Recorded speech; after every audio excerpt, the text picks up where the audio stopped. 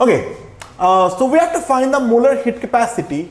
The process are given as T equals to T naught e to the power alpha V, and the second process is P equals to P naught into e to the power alpha V. तो चलिए पहला question को solve करते हैं. हमें क्या दे रखा है? T equals to T naught into e to the power alpha V, right? Okay, तो सबसे पहले एक बार हम लॉग ले लेते हैं, फिर देखेंगे आगे क्या करना है. L N T equals to L N T not plus इसका लॉग लेने पर कितना आएगा? Alpha into V. अच्छा, सी हम क्या जानते हैं?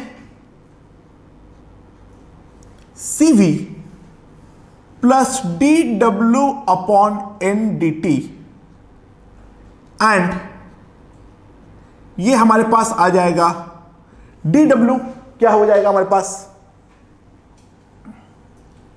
P D V that divided by N D T, ये हमारे पास आ जाएगा.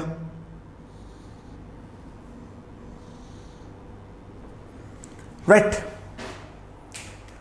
ओके, तो अब अगर हम लोग इसको सॉल्व करने का ट्राई करते हैं, सो कैसे सॉल्व करेंगे?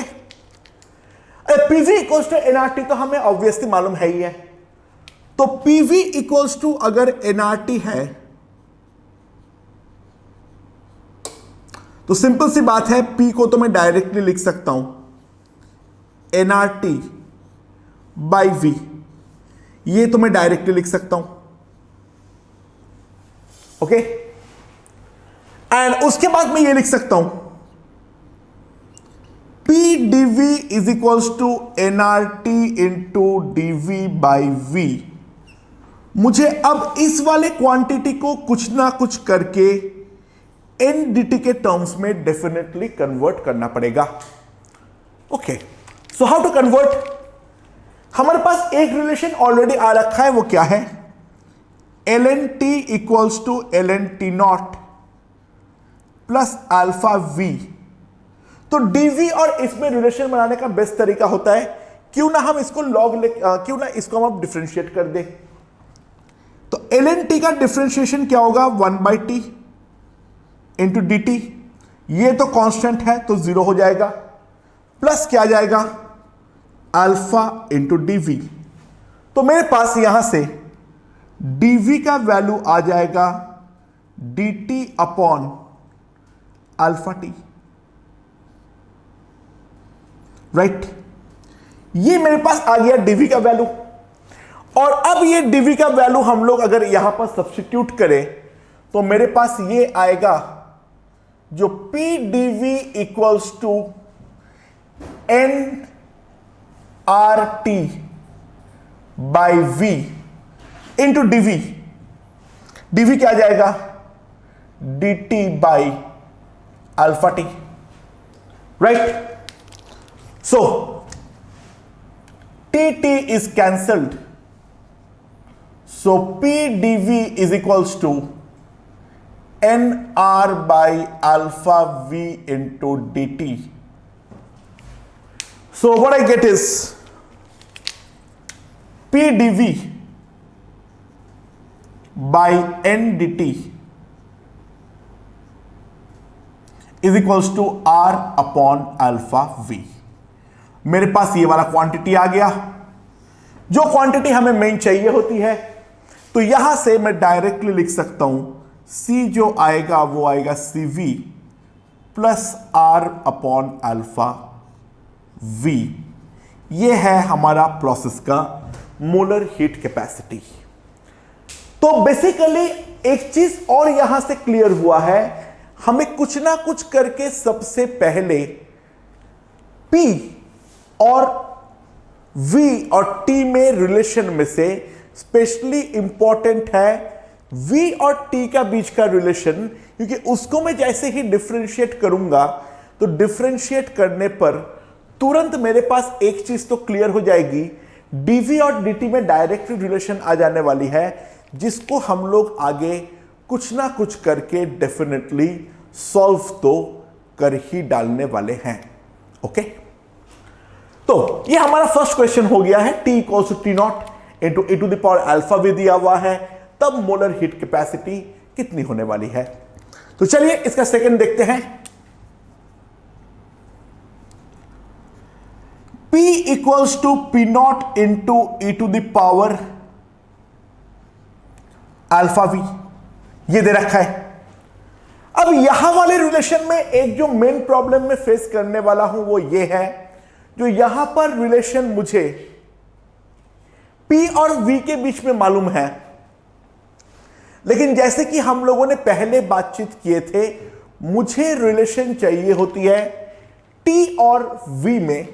तो सबसे पहले तो ऐसे क्वेश्चनों में P को हम डेफिनेटली एलिमिनेट कर डालने वाले हैं। तो मेरे पास ये आ जाएगा nRT that is P that is equals to P naught into e to the power of alpha V. तो मेरे पास आ जाएगा T is equals to P naught by NR V into e to the power of alpha V, right.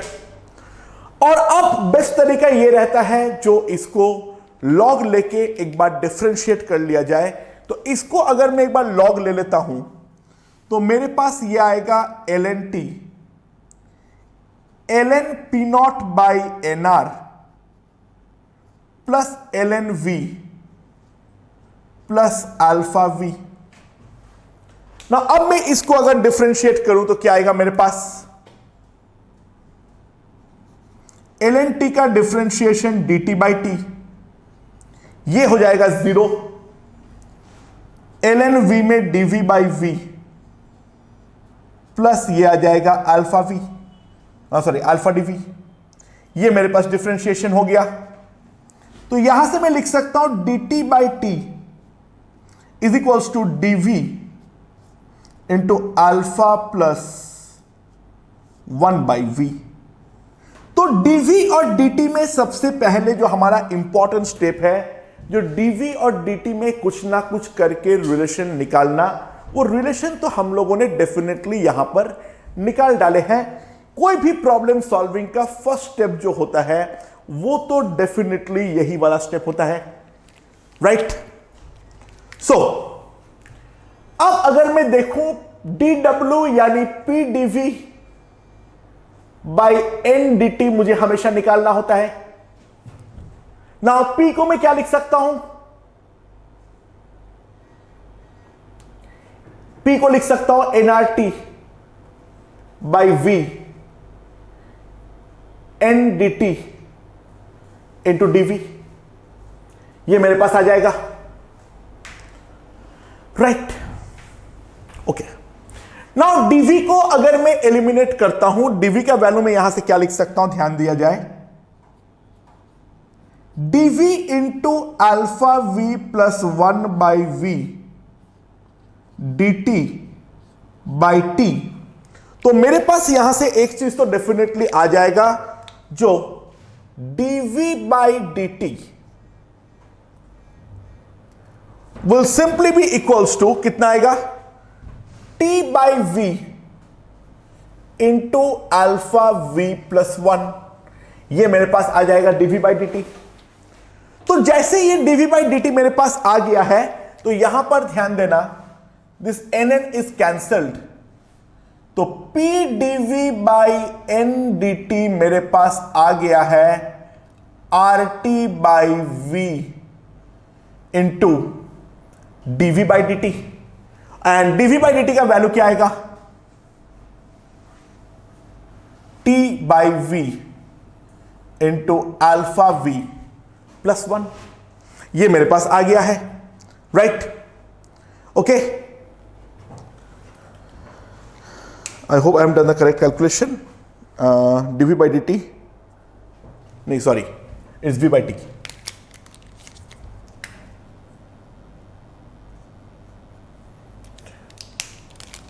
तो यहां पर कितना आ जाएगा,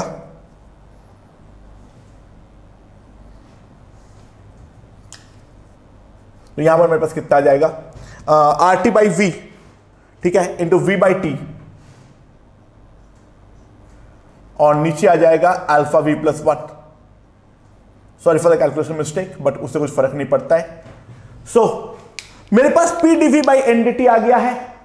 तो P D V by N D T जैसे ही मेरे पास आ जाएगा तो मैं directly molar heat capacity C को लिख डालूंगा CV plus R by alpha V plus 1। ये मेरे पास आ जाएगा C, राइट। तो चाहे कोई भी प्रोसेस हो, हमारा जो बेसिक सॉल्विंग टेक्निक होने वाला है वो हमेशा ही हमारा सेम होने वाला है। हमें सिंपली क्या करना होता है, बात को समझ लो, कुछ ना कुछ करके V और T में रिलेशन निकाला जाए। तो dV और dt में रिलेशन निकाला जाएगा एंड उसके बाद प्रेशर को लिख दो nRT बाई V एंड उसके बाद डेफिनेटली वो हमारा सॉल्व हो ही जाएगा। इसमें कोई प्रॉब्लम जो है हमें नहीं आने वाली है, राइट।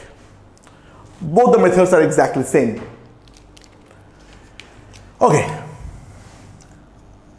अब और एक क्वेश्चन देखते हैं।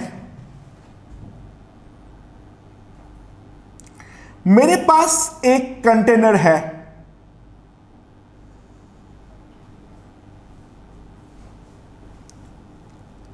ये वाले कंटेनर में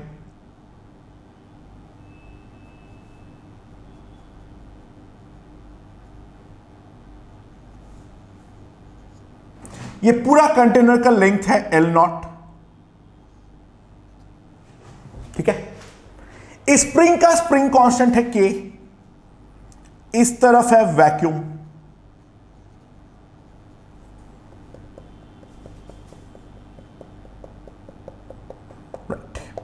इस तरफ मेरे पास गैस है, इस तरफ मेरे पास गैस है।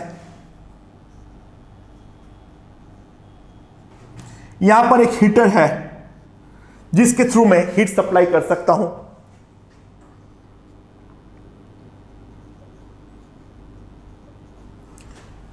इसके अलावा container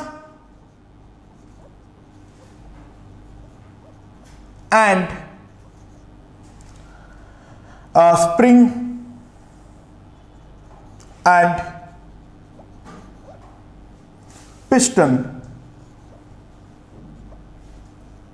are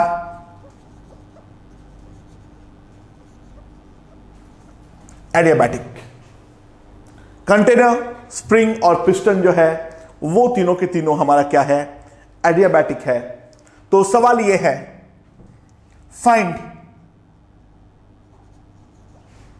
molar heat capacity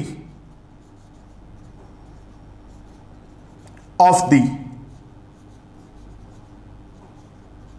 gas system, ठीक है।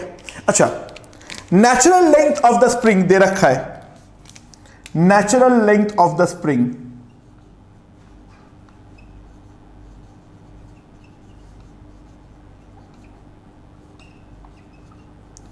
that is given to be equals to कितना, L0। स्प्रिंग का जो नेचुरल लेंथ है यहां पर वो हमारा दे रखा है L0। तो अब मुझे निकालना है जो अंदर का गैस है, वो गैस का जो मोलर हीट कैपेसिटी है वो कितना है। Consider the gas to be monoatomic, ठीक है।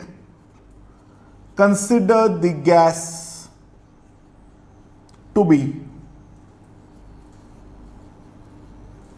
monoatomic gas. Okay, so now how to solve this particular question। मैं पहले एक बार पूरा सिस्टम को बेसिक से सॉल्व करने वाला हूं, लेकिन बाकी अदरवाइज ये वाला सॉल्यूशन मैं प्रैक्टिकली एक लाइन पे भी दे सकता हूं, लेकिन पहले एकदम बेसिक से सॉल्व किया जाए। तो मान लेते हैं जो हमारा ये गैस है, ये तो मुझे मालूम नहीं है इसका लेंथ क्या है। तो सपोज किया जाए यहां का जो लेंथ है दैट इज x0, जिसके अंदर गैस है, ठीक है। पिस्टन का जो एरिया है, let us take it as A. Now spring का नेचुरल लेंथ क्योंकि मेरा L है, तो बहुत सिंपल सी बात है, जो कंप्रेशन इन द स्प्रिंग होगा, compression in the spring,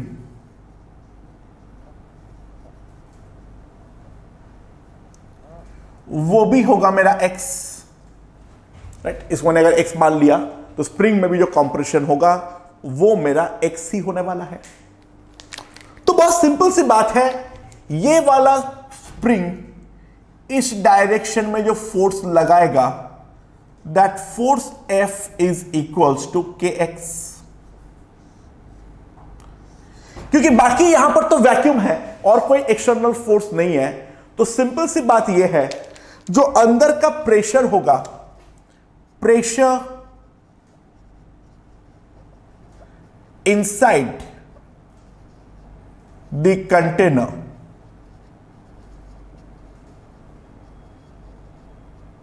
P कितना आ जाएगा, F by A, that is equals to kx upon A। ये मेरा अंदर का प्रेशर होगा, राइट। सिंपल सी बात है। तो अंदर का कोई भी इंस्टेंट पे टेम्परेचर को अगर मैं T मानता हूं, तो सिंपल सी बात है, PV इक्वल्स टू nRT। तो मेरे पास प्रेशर आ जाएगा kx बाई A, वॉल्यूम आ जाएगा AX, this is equals to nRT। A is cancelled, so simple सी बात है, kx square equals to nRT।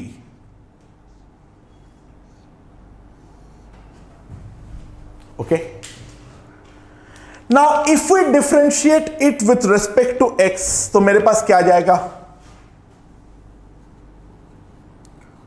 2kx into dx is equals to nr dt। This is the important relation जो हम लोग पहले से निकाल रखे हैं। ओके, तो अब मैंने क्या किया, अब मैंने सिस्टम को dq अमाउंट ऑफ हीट दिया। अच्छा, जैसे मैं dq अमाउंट ऑफ हीट होगा प्रोवाइड करूंगा, तो तुरंत जो अंदर का टेम्परेचर है वो भी हमारा dt से बदलेगा, और जो स्प्रिंग है वो भी मेरा फर्दर कंप्रेस होगा by an amount of dx। यानी क्या क्या हुआ, dq अमाउंट ऑफ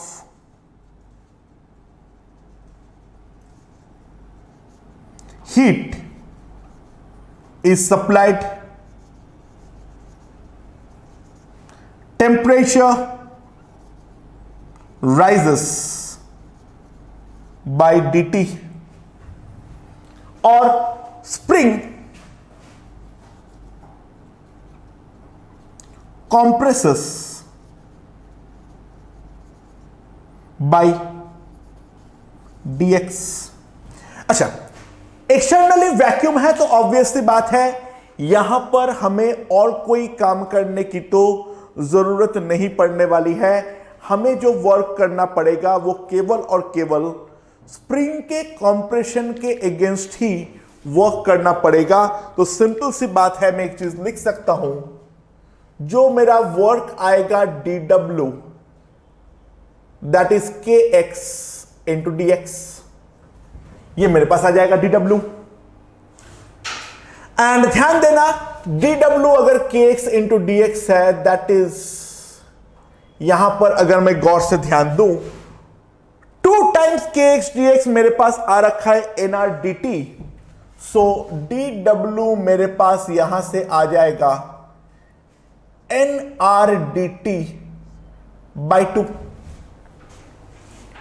तो that simply implies dw by n dt,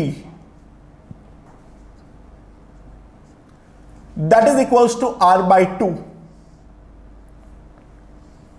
तो dw by n dt अगर मेरे पास आ गया है r by 2, तो सिंपल सी बात है, जो मेरा मोलर हीट कैपेसिटी होगा वो है CV plus dW upon NDT।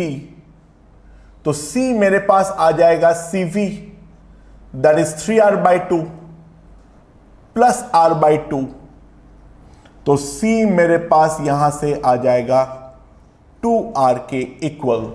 तो जो molar heat capacity of the process है वो है मेरा 2R। तो बेसिक से हम लोगों ने प्रॉब्लम को यहां पर सॉल्व कर डाले हैं। अब एक मस्त तरीका देखते हैं। अच्छा, क्या करें?